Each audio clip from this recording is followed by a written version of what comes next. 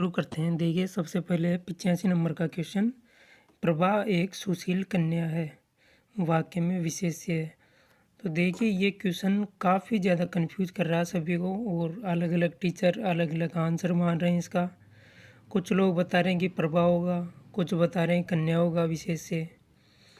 तो देखिए, इसमें मैं आपको 100% प्रमाण दे रहा हूँ, प्रूफ दे रहा हूँ, जहाँ से एक क्वेश्चन पेपर सेटर ने उठाया है 100% वही उत्तर बोर्ड मानेगा। आप लिख के ले लीजिए। तो इसमें देखिए, विशेष से कन्या होगा, 100% ठीक है ये आंसर। देखिए, अब मैं इसका आपको प्रमाण दिखाता हूँ कहाँ से आया है ये क्वेश्चन। तो ये क्वेश्चन देखिए, आधुनिक हिंदी व्याकरण और रचना, ये डॉक्टर वासुदेव नंदन प्रसाद की बुक है जो बिहार में चलती है। तो वहीं से इसी बुक में से लगभग 10 से 15 क्वेश्चन आए हैं।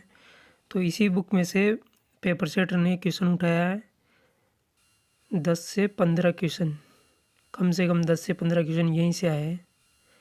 तो यहीं से पेपर सेटर ने एक ये प्रश्न भी उठाया है। देखिए, मैं इसको आपको अंदर डीपली भी जाके दिखा देता हूँ। ये देखिए, इसका ये पेज नंबर दिया हुआ है। तो ये देखिए, इसमें साफ साफ लिखा हुआ है प्रभा सुशील कन्या है। अब इसमें पूछ रहा है कि सुशील क्या है, तो सुशील विशेषण है और कन्या क्या है, कन्या विशेष्य है। तो ये बिल्कुल सीधा सीधा इसी पेज पे से ये क्वेश्चन सीधा सीधा उठाया हुआ है पेपर सेटर ने। तो देखिए, पेपर सेटर तो इसी बुक को मानेगा और कोई ऑप्शन भी नहीं है आपके पास। अगर जिन्होंने प्रभा करके आए हैं जो, तो उनका ये गलत हो जाएगा। और लगभग 101% चांस है कि इसका आंसर कन्या ही होगा। आइए देखते हैं एक बार क्वेश्चन को।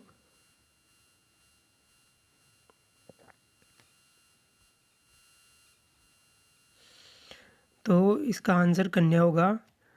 तो जिन्होंने प्रभा किया है उनका ये गलत हो गया। अब देखिए नेक्स्ट क्वेश्चन कौन सा है। नेक्स्ट है 72 नंबर। निम्नलिखित में से योग रूढ़ शब्द का उदाहरण कौन सा है।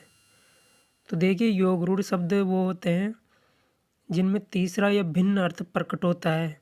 जो लिखा हुआ शब्द रहता है उससे डायरेक्ट अर्थ नहीं निकलता, बिल्कुल तीसरा ही अर्थ निकलता है। तो एक दंत से क्या है, एक दंत से हो गया गणेश जी, एक दंत का अर्थ हो गया गणेश जी। और आग बबूला का अर्थ होता है क्रुद्ध होना, क्रुद्ध या क्रोधित होना। तो इस प्रकार से इसमें लगभग एक दंत ही मान रहे हैं टीचर, तो 99% तो एक दंत ही माना जा रहा है।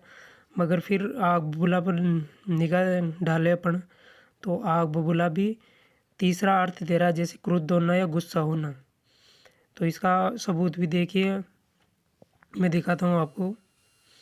ये माध्यमिक शिक्षा बोर्ड की किताब है। तो इसमें लिखा हुआ है योग रूढ़ शब्द वे यौगिक शब्द जिनका निर्माण पृथक पृथक अर्थ देने वाले शब्दों के योग से होता है, किंतु वे आपस में मिलकर किसी एक विशेष अर्थ का ही प्रतिपादन करने के लिए रूढ़ हो गए हैं। जैसे पीताम्बर, पीला अलग है और अंबर अलग है। अगर ये दोनों शब्द आपस में जुड़कर एक भिन्न तीसरा ही अर्थ प्रकट करते हैं, मूल अर्थ से भिन्न। देखिए, एक त्रिनेत्र वाला पूछा आपने, त्रिनेत्र वाला भी पूछा था। तो ये त्रिनेत्र वाले में तो कोई दिक्कत नहीं है, पर आग बबूला है उसमें दिक्कत है। क्योंकि आग और बबूला, ये देखिए आग और बबूला ये दो शब्दों से मिलकर बना हुआ है, और ये दोनों शब्द मिलकर एक तीसरा अर्थ प्रकट कर रहे हैं जो कि है क्रुद्ध होना या गुस्सा होना। तो इसमें भी ये दोनों डाउट में है। ये क्वेश्चन डिलीट होने के चांस है लगभग। फिर कह नहीं सकते बोर्ड क्या मानता है। बोर्ड लगभग मेरे अकॉर्डिंग तो एक दंती मानेगा, पर फिर इसमें आपत्ति लगेगी तो फाइनल आंसर क्या आएगी उसमें ये डिलीट कर सकता है इस क्वेश्चन को। अब देखते हैं नेक्स्ट कौन सा क्वेश्चन है डाउट पर। ये देखिए, ये सबसे ज़्यादा भ्रमित करने वाला क्वेश्चन है। निम्नलिखित में से शुद्ध वाक्य का चयन कीजिए। तो शुद्ध कौन सा है, तो बी ऑप्शन इसमें शुद्ध है। एक गाय, दो घोड़े और एक बकरी मैदान में चर रही है। चर रही है, ये बिल्कुल राइट है। अब मैं आपको इसका प्रमाण भी दिखाऊंगा। और इसमें बंदूक एक बहुत उपयोगी शस्त्र है। तो बंदूक शस्त्र नहीं होता, बंदूक अस्त्र। पर डॉक्टर KR मैया ने एक किताब का नाम बताया, डॉक्टर वामन शिवराम आपटे की बुक है, उसमें उन्होंने अस्त्र या शस्त्र दोनों बता रखे हैं। तो देखिए मैं इसका आपको प्रमाण देता हूँ कि पेपर सेटर ने क्वेश्चन कहाँ से उठाया है। ये देखिए, आधुनिक हिंदी व्याकरण और रचना, डॉक्टर वासुदेव नंदन प्रसाद की बुक है। इसी बुक में से लगभग 15 क्वेश्चन उठाए, तो इसी बुक में से एक क्वेश्चन उठाया हुआ है। देखिए ये आ गया, ये ऑप्शन भी चेंज नहीं किया इसने, ऐसा का ऐसा यहीं से उठा दिया पूरा प्रश्न। देखिए, बंदूक एक बहुत ही उपयोगी अस्त्र है, शुद्ध वाक्य के अंदर दिया हुआ है, बंदूक एक बहुत ही उपयोगी अस्त्र है। तो अस्त्र आ गया ना, तो अस्त्र ही शुद्ध होगा, इसमें शस्त्र अशुद्ध में आ गया। अब देखिए, श्री कृष्ण के अनेकों नाम में ये अशुद्ध है, श्री कृष्ण के अनेक नाम में ये शुद्ध में आ गया। अब ये देखिए तीसरा जो अपना सबसे मेन इम्पोर्टेंट है, एक गाय, 2 घोड़े और 1 बकरी मैदान में चर रहे हैं। तो चर रहे हैं, कई लोगों ने सोच लिया कि और आ गया यहाँ पे बीच में, तो और आ गया तो रहे हैं आएगा, परंतु ये गलत हो गया आपका। यहाँ पर आएगा रही है, एक गाय, 2 घोड़े और 1 बकरी मैदान में चर रही है। तो चर रही है बिल्कुल ठीक होगा। कई विद्वान इसके ये जो तीसरा ऑप्शन है, इसमें देखिए काशी सदा भारतीय संस्कृति का केंद्र रही है, ये भी इसी बुक में से उठाया हुआ है ऑप्शन है। तो इसमें रहा है बता रहे हैं कई विद्वान की रहा आएगा, रही है गलत है। तो देखिए रही है बिल्कुल ठीक है, यहाँ पे कोई दिक्कत नहीं है रही है के अंदर। तो ये भी इसी बुक में से उठाया हुआ क्वेश्चन है। अब देखिए हम वापस क्वेश्चन पर आते हैं।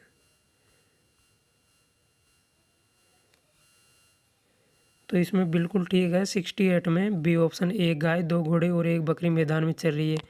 लगभग स्टूडेंट्स ने इसका आंसर डी करके आए हैं, क्योंकि बंदूक एक बहुत उपयोगी शस्त्र है, तो शस्त्र मान रहे हैं, पर यह गलत है। अब देखिए इसी प्रश्न में डॉक्टर KR मैया जो हिंदी के जाने माने विद्वान और टीचर है, वो बता रहे हैं कि डॉक्टर वामन शिवराम आपटे की बुक है, उसके अंदर भूसुंडी, भूसुंडी का अर्थ होता है बंदूक, भूसुंडी बंदूक का पर्यायवाची है। तो उसमें लिखा हुआ है, यहाँ देखिए, एक प्रकार का शस्त्र या अस्त्र, इसमें दोनों बता रखे हैं। और ये एक प्रमाणिक बुक है, और इसके आधार पर अपना ऑब्जेक्शन भी लगा सकते हैं। तो देखिए अधीनस्थ बोर्ड तो लगभग पेपर सेटर ने जहाँ से प्रश्न उठाया उसी को मानेगा, वो तो बंदूक को अस्त्र ही मानेगा। तो इस प्रकार से ये प्रश्न भी डाउट में है, पर KR मैया के अनुसार यहाँ से अपन आपत्ति लगा सकते हैं। अब देखिए 107 नंबर का क्वेश्चन है, निम्नलिखित में से स्त्रीलिंग शब्द नहीं है। तो इसमें लगभग ये क्वेश्चन डिब्बा है। तो ये डिब्बा RBSC की जो माध्यमिक शिक्षा बोर्ड की हिंदी व्याकरण की बुक चलती है 9वीं से 12वीं वाली, उसी में से उठाया हुआ है। वहाँ पर युवा शब्द का कोई जिक्र नहीं है, और डिब्बा शब्द वहाँ पे दिया हुआ है। देखिए मैं आपको दिखाता हूँ, ये देखिए हिंदी व्याकरण की किताब है 9वीं से 12वीं वाली। अब ये देखिए स्त्रीलिंग शब्दों का बता रखा है इसमें, स्त्रीलिंग और पुल्लिंग शब्दों का। तो देखिए डिब्बा, डिब्बा से यहाँ इन्होंने डिबिया बना रखा है, तो डिब्बा यहाँ पे पुल्लिंग शब्द है और डिबिया स्त्रीलिंग शब्द है। अब देखिए कई लोग बोल रहे हैं कि युवा से युवती होता है, तो वो भी उनका कहना ठीक है, पर यहाँ माध्यमिक शिक्षा बोर्ड की किताब में नीचे दूसरे पृष्ठ पर दिया हुआ है कि युवक का स्त्रीलिंग युवती होगा। तो इस प्रकार इन्होंने डाउट में डाल दिया यहाँ पे। अब देखिए आगे दूसरा प्रमाण देते हैं। ये बुक है हिंदी व्याकरण माला डॉक्टर KR मैया की, इन्होंने दे रखा है यहाँ पे साफ साफ मूल शब्द युवन से पुल्लिंग शब्द युवा बनेगा और स्त्रीलिंग युवती बनेगा। तो बोर्ड तो लगभग उसको डिब्बा ही मानेगा। फिर अगर आपको ऑब्जेक्शन लगाना है तो डॉक्टर KR मैया के बुक से लगा सकते हैं आप, पर ये बुक ऑथेंटिक नहीं है। तो KR मैया ने कहाँ से ये शब्द उठाया है उन्हीं से पूछना पड़ेगा। अगर वो प्रमाण दे देते हैं तो इस पर ऑब्जेक्शन लगाया जा सकता है। तो बोर्ड को तो इसको डिब्बा ही मानेगा। देखिए अब नेक्स्ट क्वेश्चन देखिए, निम्नलिखित में से जातिवाचक संज्ञा से बना भाववाचक संज्ञा शब्द कौन सा है। तो देखिए इसमें लोग बता रहे हैं कि मिठास और बुढ़ापा दोनों हो सकते हैं। पर मेरे को इसमें बिल्कुल भी डाउट नहीं है। लगभग 100% चांस यही है कि इसमें बुढ़ापा ठीक है, और मैं इसका आपको प्रमाण भी देता हूँ। ये देखिए, माध्यमिक शिक्षा बोर्ड की किताब है। इसमें प्रश्न नंबर 19 पर दिया हुआ है जातिवाचक संज्ञा और भाववाचक संज्ञा। अब जातिवाचक संज्ञा में बूढ़ा दिया हुआ है और भाववाचक संज्ञा में बुढ़ापा दिया हुआ है, तो लगभग 100% इसका बुढ़ापा ही होगा। कोई दिक्कत नहीं है इस क्वेश्चन में। और लगभग लोग बाग ऐसे इसको, क्योंकि बूढ़ा एक विशेषण भी होता है और जातिवाचक संज्ञा भी होता है, तो दोनों होता है। पर इसने पूछा जातिवाचक संज्ञा से बना भाववाचक संज्ञा शब्द कौन सा है, तो मैंने आपको प्रमाण भी दे दिया माध्यमिक शिक्षा बोर्ड का। तो इसमें बुढ़ापा ही होगा, 100% यही है भाई, बुढ़ापा ही होगा इसमें। बिल्कुल ठीक है। अब नेक्स्ट क्वेश्चन पर चलते हैं अपन। ये देखिए 70 नंबर का क्वेश्चन है। क्रिया एक अविकारी शब्द है। इसमें ये ऑप्शन मान रहे हैं लोग, निम्नलिखित में से क्रिया के विषय में कौन सा कथन गलत है। तो इसमें सी नंबर का ऑप्शन है, रचना की दृष्टि से क्रिया के अकर्मक और सकर्मक दो भेद होते हैं। ये भी इसमें कथन गलत है। रचना की दृष्टि से नहीं होते, ये कर्म की दृष्टि से होते हैं, और मैं इसका आपको प्रूफ भी बता रहा हूँ। देखिए, ये देखिए माध्यमिक शिक्षा बोर्ड की किताब है। इसमें पेज नंबर 24 है। उसमें क्रिया का टॉपिक है। तो क्रिया के टॉपिक में देखिए, कर्म के आधार पर क्रिया के भेद सकर्मक और अकर्मक, और संरचना के आधार पर क्रिया के भेद संयुक्त क्रिया नाम धातु क्रिया, ये 5 भेद बता रखे हैं। तो ये लगभग क्वेश्चन डिलीट होगा, सीधा सीधा यहाँ पे दिया हुआ है। अब पेपर सेटर ने कहाँ से क्वेश्चन उठाया है ये भी मैं आपको दिखा देता हूँ। उसी बुक से वापस, वही बुक है वासुदेव नंदन प्रसाद की आधुनिक हिंदी व्याकरण व रचना, वहाँ से सेम टू सेम ये उठाया है इन्होंने दे रखा है वासुदेव नंदन प्रसाद ने, रचना की दृष्टि से क्रिया के भेद। तो इन्होंने 2 भेद बता रखे हैं, सकर्मक और अकर्मक। पर ये गलत है, क्योंकि दोनों में मतभेद हो रहा है, माध्यमिक शिक्षा बोर्ड की में और इसमें। तो माध्यमिक शिक्षा बोर्ड की किताब पे अपना ऑब्जेक्शन लगा सकते हैं, परंतु बोर्ड का लगभग 99% चांस यही है मेरे को कि ये इसमें यही मानेगा। फिर अपने को ये सी वाला ऑप्शन है, इस पर ऑब्जेक्शन लगाना पड़ेगा, और ऑब्जेक्शन अपन माध्यमिक शिक्षा बोर्ड की किताब से लगा सकते हैं। तो ये क्वेश्चन 100% डिलीट हो जाएगा। 101% डिलीट है ये क्वेश्चन। अब देखिए नेक्स्ट क्वेश्चन कौन सा है जिस पे डाउट है। ये देखिए तत्सम तद्भव का असंगत युग्म कौन सा है। तो इसमें क्रॉस और कोण ये असंगत है, पर कुछ विद्वान कह रहे हैं, कुछ स्टूडेंट कह रहे हैं कि अरिष्ट शब्द संस्कृत में होता ही नहीं, अरिष्ट की जगह ठ की जगह ट आता है। तो देखिए इसका भी अपन के पास प्रमाण है। देखिए आगे, ये डॉक्टर KR मैया द्वारा हिंदी की बुक है वृत्त व्याकरण कोश। तो इसके अंदर देखिए क्या लिखा हुआ है, अरिष्ट दिया हुआ है इसमें, सीधा अरिष्ट दिया हुआ है इसमें, अरिष्ट रिठा, अरिष्ट ठ दिया हुआ है इसमें भी। ये देखिए यहाँ पे। अब इसी बुक में देखिए आगे, कोण का अर्थ होता है कोना और क्रॉस का अर्थ होता है कोस। ये देखिए, तो ये अपने पास इसमें प्रूफ है। अब इसी बुक में देखिए आगे, कंफ्यूज कर दिया इसी बुक ने, ऐसे शब्द जिनमें ट अल्प प्राण ध्वनि का प्रयोग किया जाना चाहिए। तो देखिए इन्होंने बता दिया कि अरिष्ट शब्द ठीक है, अरिष्ट शब्द गलत होता है। तो अब इसी बुक में भी मतभेद है, तो अपन कौन सा आंसर माने। लगभग बोर्ड फिर भी इसको अरिष्ट ही मानेगा। ये देखिए यहाँ पे ये हो गया। अब वापस अपन क्वेश्चन पे आते हैं। तो इसमें बोर्ड लगभग ये वाला ऑप्शन मानेगा, क्रॉस और कोण वाला, इसमें कोई मतभेद नहीं है। और लोग बाग इसमें आपत्ति लगाना चाहें तो आपत्ति भी लगा सकते हैं, पर इसके लिए आपको ऑथेंटिक प्रमाण चाहिए, जो डॉक्टर KR मैया ही प्रोवाइड करा सकते हैं, क्योंकि उनकी बुक में दिया हुआ है अरिष्ट शब्द ये वाला। ठीक है, अब नेक्स्ट क्वेश्चन पर चलते हैं। अब आते हैं तत्सम शब्द का चयन कीजिए। तो देखिए इसमें लगभग आंसर तो बिल्कुल सीधा आंसर है, अमृत, यही तत्सम शब्द है। पर कुछ विद्वान लोग बोल रहे हैं कि काजल भी तत्सम शब्द होता है, पर ये गलत है। मैं आपको इसका प्रमाण बता रहा हूँ माध्यमिक शिक्षा बोर्ड की बुक से। ये देखिए, माध्यमिक शिक्षा बोर्ड की बुक है हिंदी व्याकरण की, उसमें 28 नंबर पेज नंबर पर देखिए, कज्जल, कज्जल शब्द तो होता है तत्सम और काजल शब्द होता है तद्भव। ये यहाँ पे साफ साफ दे रखा है। तो माध्यमिक शिक्षा बोर्ड के अनुसार बोर्ड इसको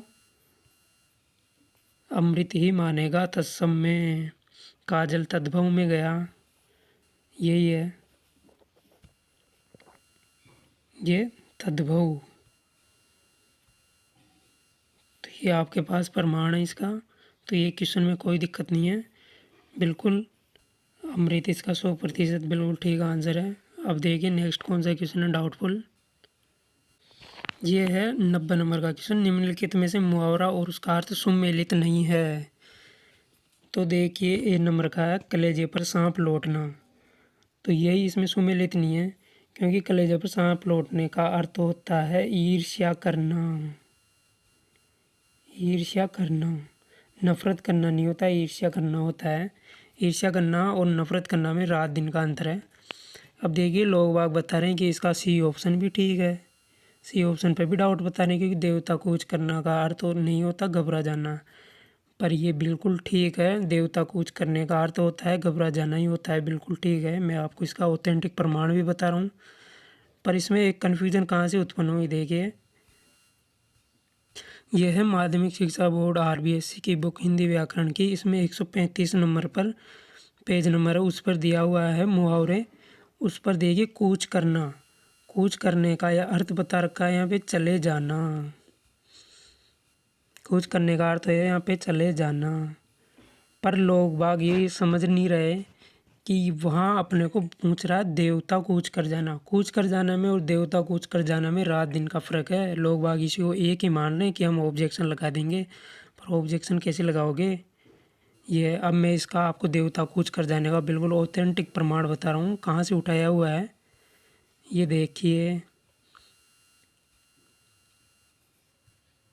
ये है नागर लिपि हिंदी शब्द सागर बुक किताब है हिंदी की, उसी में से ये क्वेश्चन आया है। देखिए यहाँ पर सीधा सीधा दिया हुआ है देवता कूच कर जाना। यहाँ पे लिखा हुआ है देवता कूच कर जाना। इसका होता है,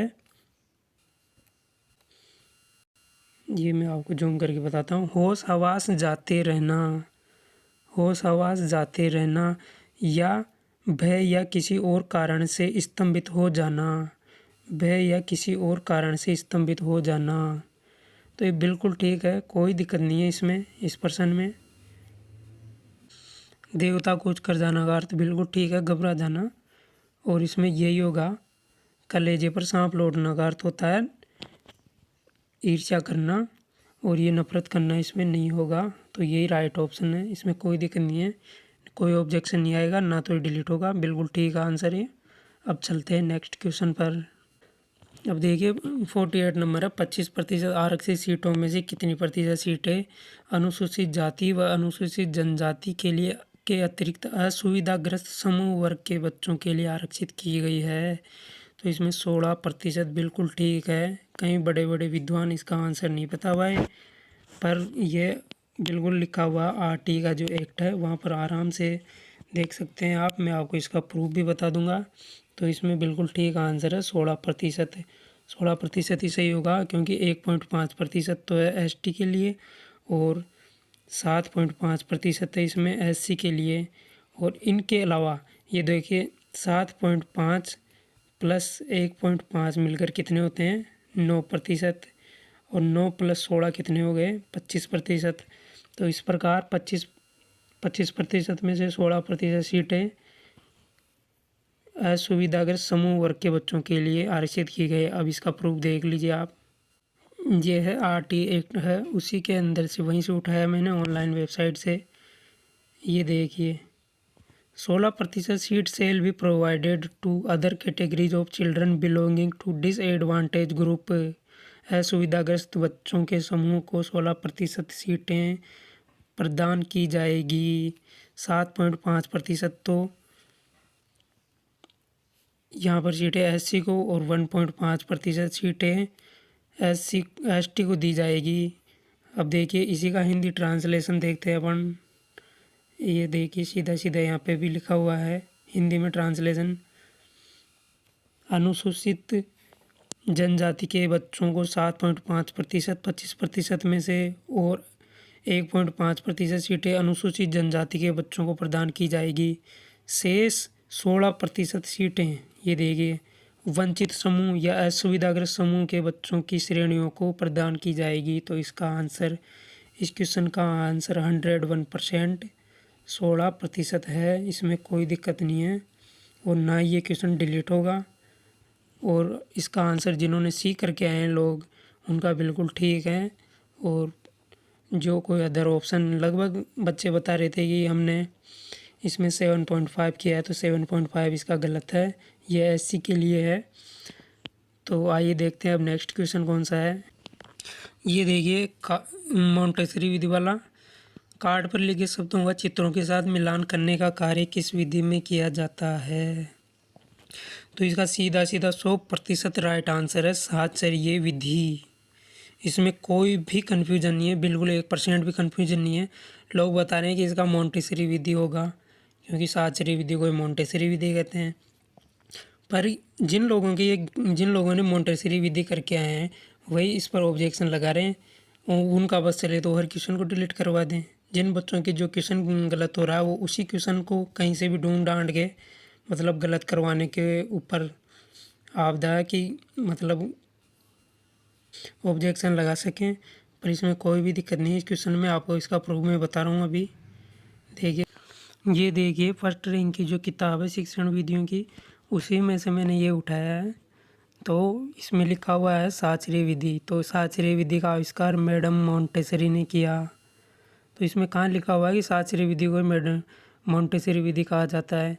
तो इसमें लिखा हुआ कि वस्तुओं के सामने उनके नाम रखे होते हैं और पुनः कार्डों को मिलाकर बालकों को वितरित कर दिया जाता है और उन्हें उन कार्डों को उचित स्थान पर रखने को कहा जाता है।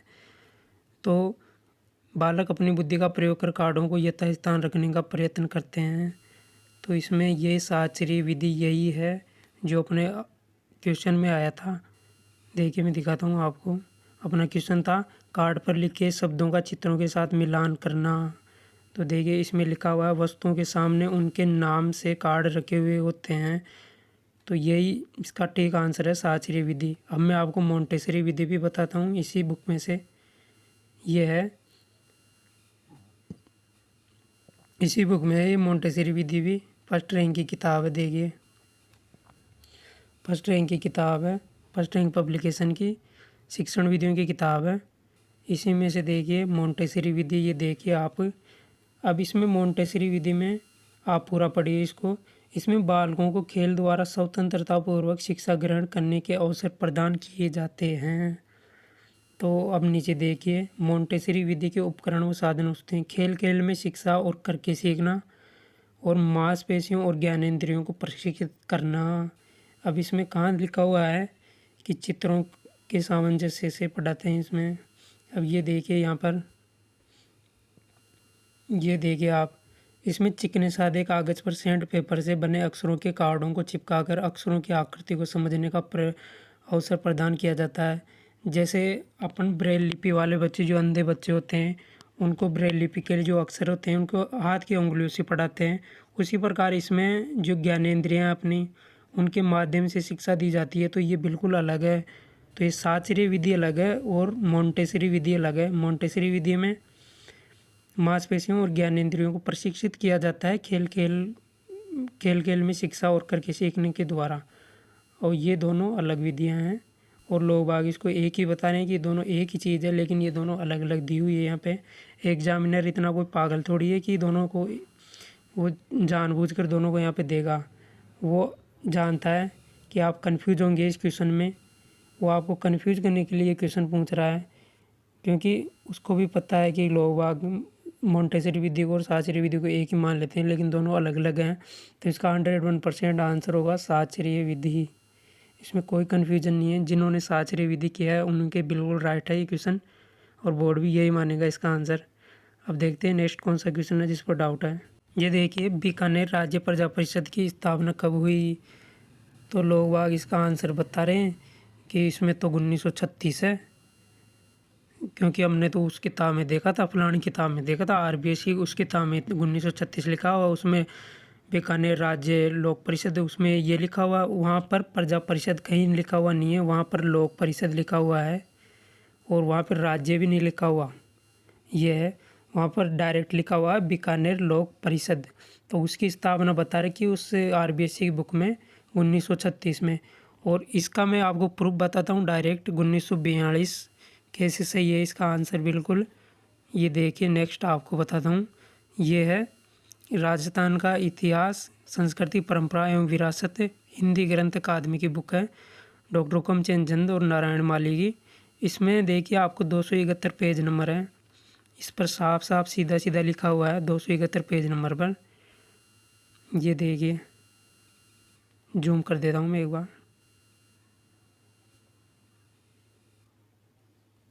ये साफ साफ लिखा हुआ है इसमें, 22 जुलाई 1942 को रघुवर दयाल गोयल ने बीकानेर राज्य प्रजा परिषद की स्थापना की। देखिए सीधा सीधा यहीं से उठाया हुआ है ये क्वेश्चन, बीकानेर राज्य प्रजा परिषद, तो इसको कोई चैलेंज नहीं कर सकता। 100% इसका आंसर यही है। और ये जो बता रहे हैं ना कि 1936 होगा, वो होगा, वो फलाना होगा, ढिमका होगा, वो सब गलत बता रहे हैं। बिल्कुल ठीक है इसका आंसर, कोई दिक्कत नहीं है इस क्वेश्चन में। तो इसका 101% 1942 ठीक है। देखिए जिन लोगों के गलत हो गया और तुक्के में उन्होंने डी कर दिया, अब वो देख रहे हैं, ढूंढ रहे हैं इसका ऑप्शन कहीं कहीं से मिल जाए, कहीं से डी ऑप्शन निकल जाए। माध्यमिक शिक्षा बोर्ड में लिखा हुआ बीकानेर लोक परिषद लिखा हुआ है वहाँ पे, और वो बता रहे हैं बीकानेर प्रजा परिषद और लोक परिषद एक ही है। एक ही कैसे हो गया? मैंने आपको ऑथेंटिक प्रूफ भी दे दिया। अब देखिए नेक्स्ट कौन सा क्वेश्चन है जिस पर डाउट है।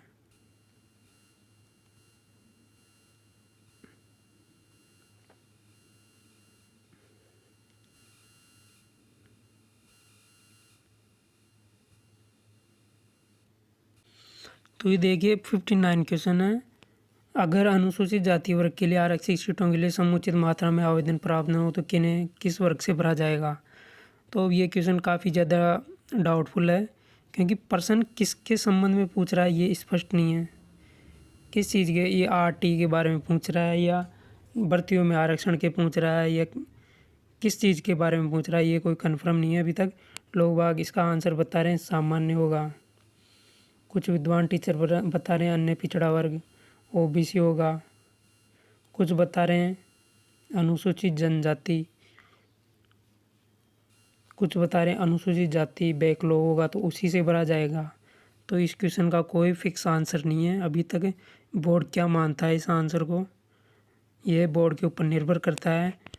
तो लगभग लोगों ने इसको सामान्य मानकर आंसर करके आए हैं इसका। ये देखिए अनुसूचित जाति भी हो सकता है, इसका सामान्य भी हो सकता है, तो इसका अभी कोई पता नहीं है, ना इसका कोई प्रूफ मिल रहा। तो देखिए बोर्ड क्या मानता है, वेट करते हैं इसका। तो अब देखिए 47 नंबर का क्वेश्चन है, केंद्रीय माध्यमिक शिक्षा बोर्ड की स्थापना कब की गई थी? तो इसमें वैसे तो आंसर होगा 1952, डी ऑप्शन बिल्कुल राइट है। लेकिन कुछ विद्वान बोल रहे हैं कि हमने तो गूगल पे देखा था, गूगल पे सर्च किया तो गूगल बता रहा है 1962, या गूगल बता रहा है 1937। तो इन दोनों ही बारे में बता रहा हूँ, 1937 और 1962। तो हम आइए शुरुआत करते हैं। ये पूछा है CBSE के बारे में। तो देखिए नेक्स्ट हम देखते हैं। ये डेटा मैंने CBSE बोर्ड की जो मेन वेबसाइट है उस वेबसाइट पर उन्होंने खुद डाल रखा है। उन्होंने डाल रखा है कि 1952 में इसका नाम केंद्रीय माध्यमिक शिक्षा बोर्ड कर दिया गया था। तो इसका नाम CBSE कब किया गया? 1952 में। तो इसकी CBSE की स्थापना 1952 में की गई थी। देखिए ये इस प्रकार से है, क्योंकि इससे पहले इसका नाम था बोर्ड ऑफ हाई स्कूल और इंटरमीडिएट एजुकेशन। तो इस प्रकार इसका मेन नाम है वो 1952 में आया था, CBSE केंद्रीय माध्यमिक शिक्षा बोर्ड। तो इस प्रकार केंद्रीय माध्यमिक शिक्षा बोर्ड की स्थापना 1952 में ही है। एक और प्रूफ बताता हूँ मैं आपको, इसी वेबसाइट पर हुआ था। और ये Delhi board of higher education को केंद्रीय बोर्ड में मिला दिया गया और दिल्ली बोर्ड द्वारा मान्यता प्राप्त। ये अपने काम का नहीं है। अब देखिए नेक्स्ट एक और प्रूफ बताता हूँ मैं उसी वेबसाइट से आपको। ये देखिए 1962 में CBSE के साथ दिल्ली माध्यमिक शिक्षा बोर्ड का विलय बोर्ड मुख्यालय नई दिल्ली स्थानांतरित कर दिया गया।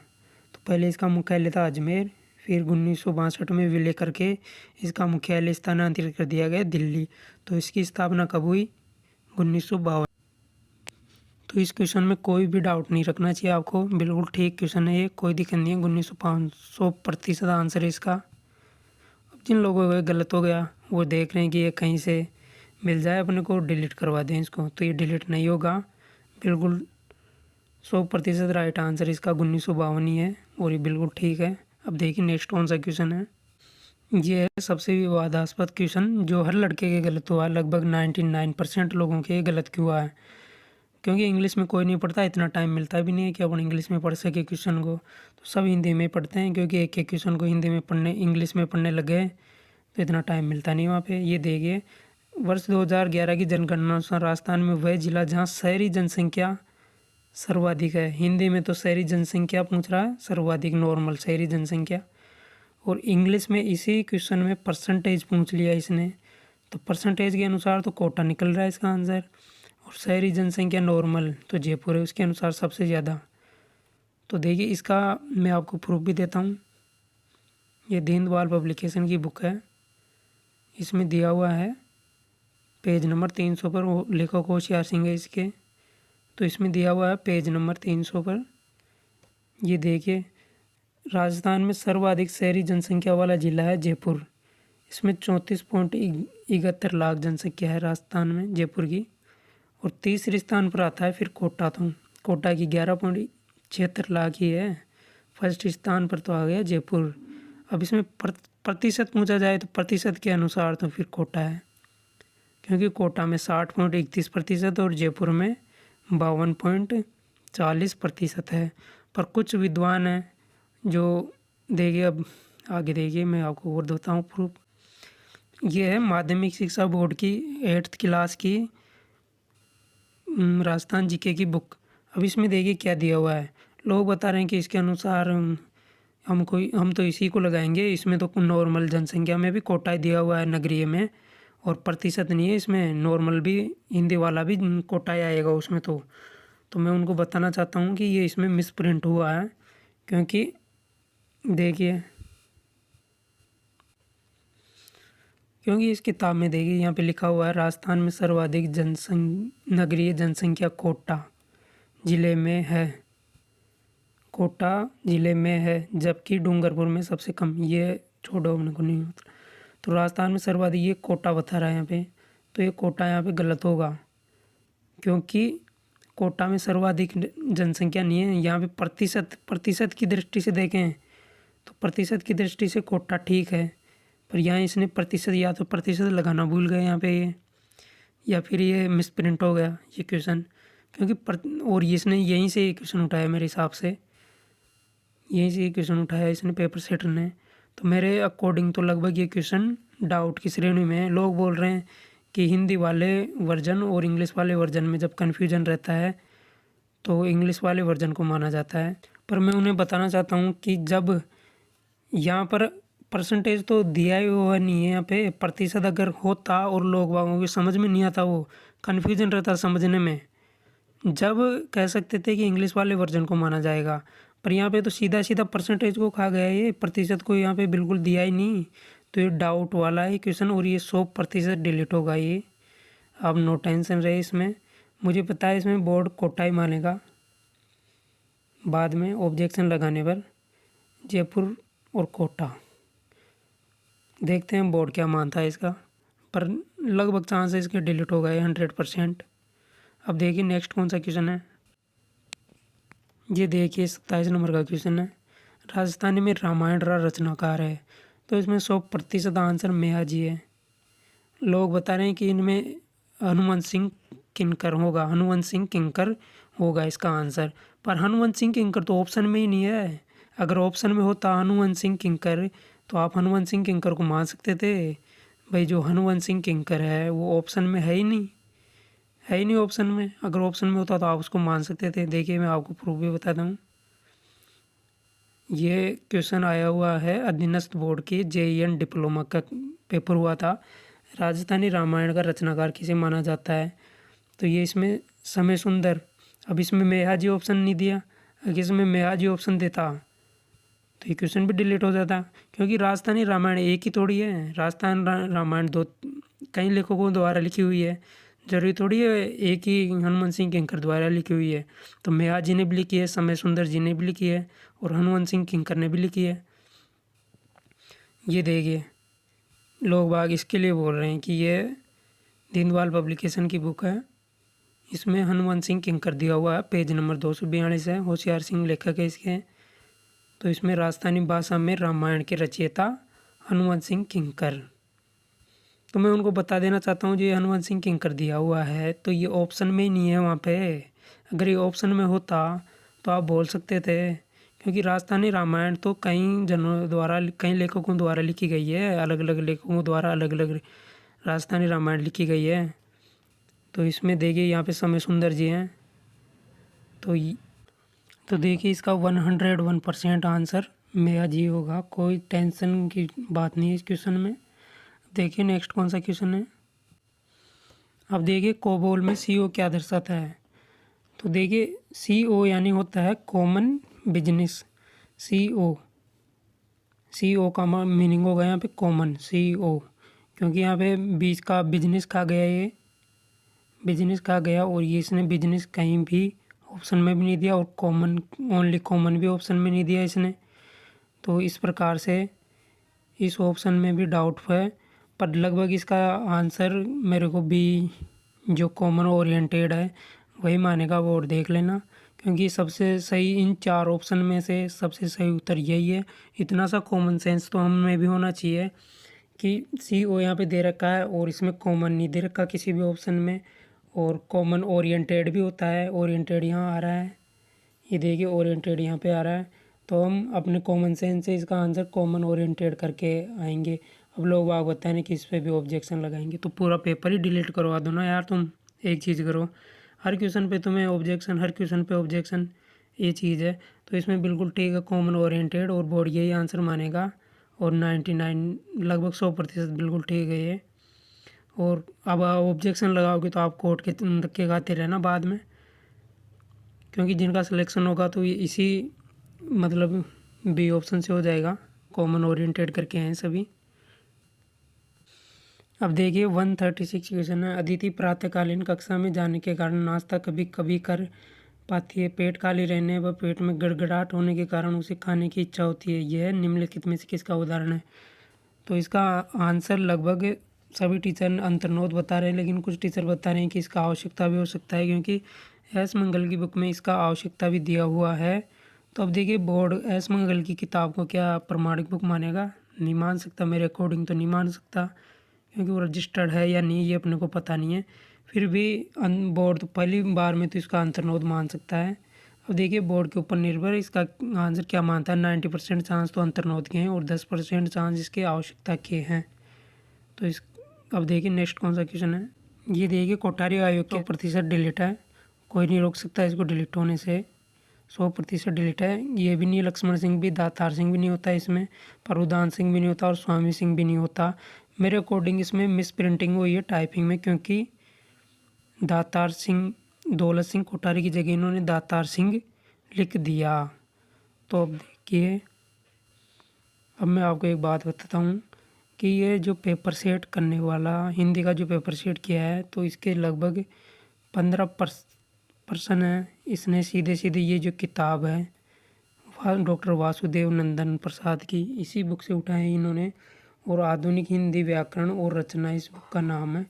इसी से इन्होंने लगभग 15% उठाए हैं, और इसी में जो आंसर दिए हुए हैं मैंने आपको जो प्रूफ दे के बताए हैं, तो इसी को बोर्ड मानेगा। और अपन इस पर ऑब्जेक्शन भी नहीं लगा सकते, लेकिन केवल जो माध्यमिक शिक्षा बोर्ड की बुक्स हैं उस पर थोड़ा ऑब्जेक्शन लग सकता है। तो अब देखिए मैं आपको एक और चीज़ बता रहा हूँ। पेपर सेटर ने ऐसा पेपर बनाया है कि जो खुद टीचर हैं वो जो 10-20 सालों से हिंदी पढ़ा रहे हैं वो भी खुद कन्फ्यूज हैं। वो बता रहे हैं कि कट ऑफ 120 के आसपास रहेगी, 115 से प्लस ही बता रहे हैं, सभी 115 से प्लस बता रहे हैं। और वो जब एग्ज़ाम लगा उसके दूसरे दिन ही उन्होंने कट ऑफ बता दी। तो वो क्या इतने बड़े विद्वान हो गए कि उन्हें खुद को 5 से 10 क्वेश्चन है जो नहीं आ रहे, 5 से 10 क्वेश्चन उनको खुद नहीं आ रहे, और वो कट ऑफ बता दी दूसरे दिन ही उन्होंने कि 120 कट ऑफ जाएगी। भाई 115 से तो कम रह ही नहीं सकती, कैसे भी हो जाए। वो स्टूडेंट को सीधा सीधा डरा रहे हैं। और उनके अनुसार अगर इस पेपर में नेगेटिव नहीं होता तो कट ऑफ कितनी जाती है उनके अनुसार, वो तो 140 से ऊपर जानी चाहिए उनके अनुसार। अगर इसमें पेपर में नेगेटिव नहीं होता तो वो सर स्टूडेंट को भ्रमित कर रहे हैं अपने कोर्स बेचने के लिए और स्टूडेंट को डरा रहे हैं, ये चीज़ है। और बाहर से पेपर देखने में और वहाँ पर जो पेपर स्टूडेंट बैठता है एग्ज़ाम हॉल के अंदर, उसमें रात और दिन का फ़र्क होता है। वहाँ इजी जो क्वेश्चन आता हुआ है वो भी तनाव और दबाव के कारण गलत हो जाता है, और टाइम लिमिट रहती है वहाँ पे, एक ये चीज़ और रहता है। अब देखिए, जब बोर्ड की ऑफिशियल आंसर की आएगी, अधीनस्थ बोर्ड की ऑफिशियल आंसर की आएगी, तो उसे देखना। जो लोग बोल रहे हैं कि हमारे 120 क्वेश्चन ठीक हैं, उनके 115 पे आ जाएंगे। वो जो 115 बता रहे हैं वो 110 पे, और जो 110 बता रहे हैं वो 105 पे मिनिमम बता रहा हूँ मैं, इससे नीचे भी जा सकते हैं। और कई लोग तो क्या झूठ बोल रहे हैं कि मेरे 125 बैठ रहे हैं, मेरे 120 बैठ रहे हैं, मेरे 107 बैठ रहे हैं, मेरे इतने बैठ रहे हैं, मेरे इतने बैठ रहे हैं। तो ये सब झूठ बोल रहे हैं, क्योंकि इन्होंने वास्तविक आंसर की जो आएगी बोर्ड की उससे मिलाएंगे, उसके बाद बताते हैं, उसको अपन मानेंगे। क्योंकि अभी तक खुद जो आंसर की जारी कर रहे हैं कोचिंग वाले, उनको खुद को पता नहीं कौन सा आंसर क्या है, क्या माना जा रहा है, कितने क्वेश्चन डिलीट होंगे, किसी को कुछ पता नहीं है हिंदी में। तो इसका यही है कि वास्तविक आंसर के आने के बाद भी बता सकते हैं अपन। तो देखिए दोस्तों, अब आपको मैंने पूरे प्रूफ दे दिए हैं और इनको आप कोर्ट में भी लगा सकते हैं, ये चीज़ है। तो आप वीडियो को लाइक और चैनल को सब्सक्राइब कर दीजिए, क्योंकि वीडियो बनाने में इतनी मेहनत लगी है।